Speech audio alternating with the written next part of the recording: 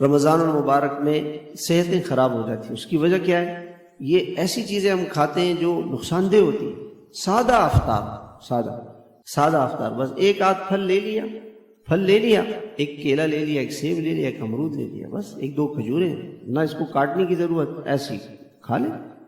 اب پکوڑے بن رہے ہیں، سموسے بن رہے ہیں، دہی بڑے بن رہے ہیں، پتہ نہیں کیا بن رہے ہیں، اور اسی میں عورتیں لگی ہوئی ہیں. اب وہ زور سے اس کی تیاری شروع ہے تو وہ کیا قرآن پڑھیں گے؟ نیت کریں کہ افطاری مختصر ہو.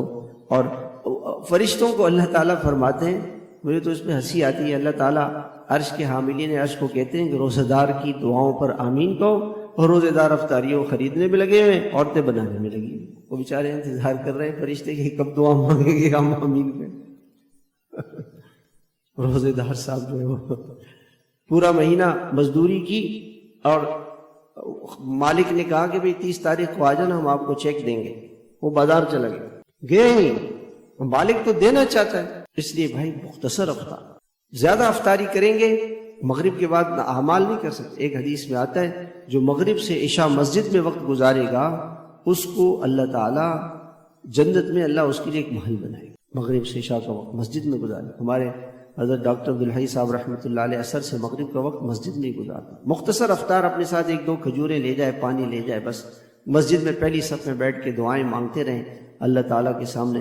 ہمارے حضرت مفتی رشید احمد صاحب رحمۃ حضرت تشریف لے جاتے تو ایسی جولی بھلا کے بیت اللہ کے دروازے کے پاس ایسے بیٹھ گئے. کسی نے پوچھا تھا اب کیا کرتے ہیں؟ کہ آپ نے دیکھا نہیں مسجد کے دروازے پہ بھکاری ایسے جولی پھیلا کے بیٹھے ہوتے ہیں.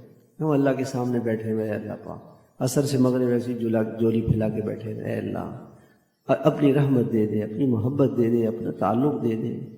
امت مسلموں کے لیے دعائیں مانگے، خوب مانگے اللہ پاک سے، روئے اللہ کے ساتھ. افطاریوں میں نہیں پڑھیں، افطاریوں میں پڑھیں گے تو اعمال کہاں سے ہوں؟ پھر مغرب سے عشاء کا وقت اوابین پڑھیں، پھر اس کے بعد تراویح سہولت سے پڑھیں، رات کو کوئی مختصر سا کھانا کھا لیں، پھر صبح تہجد میں اٹھ جائیں.